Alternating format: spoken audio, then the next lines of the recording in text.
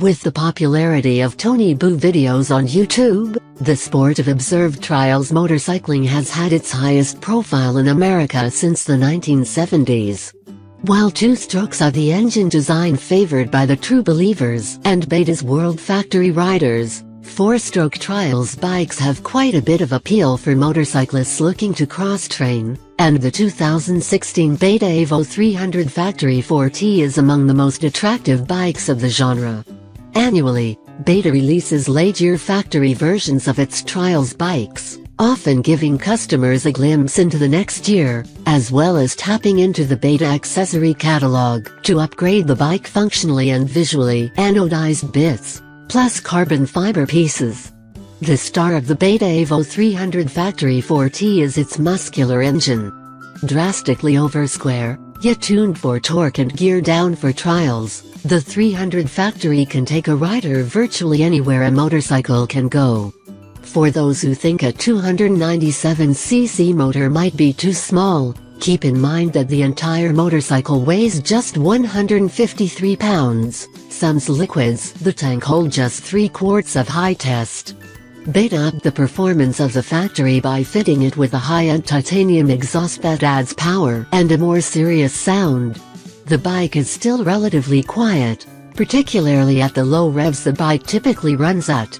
There are 2 engine mappings on the Beta Evo 300 Factory 4T, with a button and helpful pictograph at the frame down tube where the radiator is mounted. Sunshine up indicates a more aggressive delivery, and rain down, tamping down the power.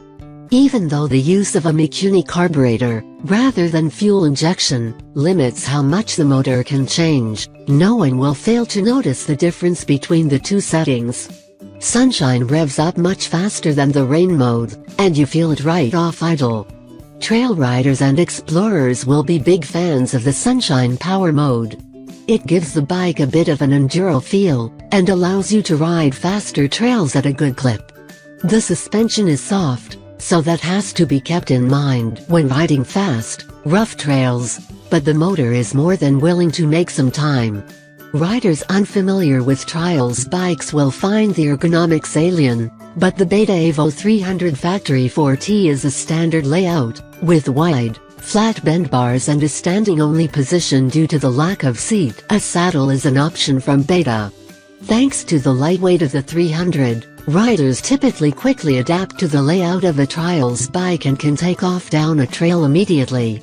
While learning to ride competitive trials can have a fairly steep curve, having fun on a trials bike will be natural to most off-road riders.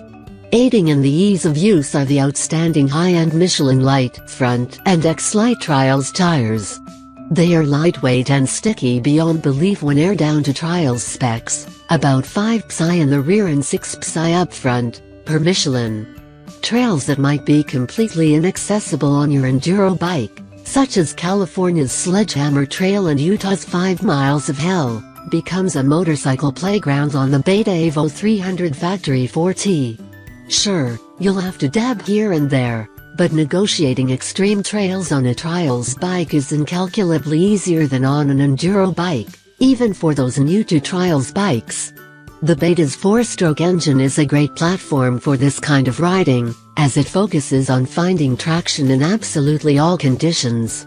While we were skeptical about the use of a carburetor in a large displacement 4-stroke trials motor that must perform strongly and predictably off idle, the Mikuni Constant Velocity Carb does an outstanding job. The vacuum circuit prevents too much fuel from being dumped into the Beta's combustion chamber by a ham-fisted throttle jockey, so stalls and flame outs are highly unusual.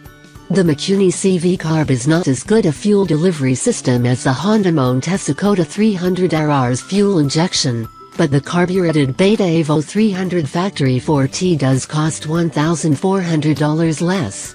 Starting isn't much of an issue. The choke is there for cold days, and there's a hot start button that we never used on even the hottest days.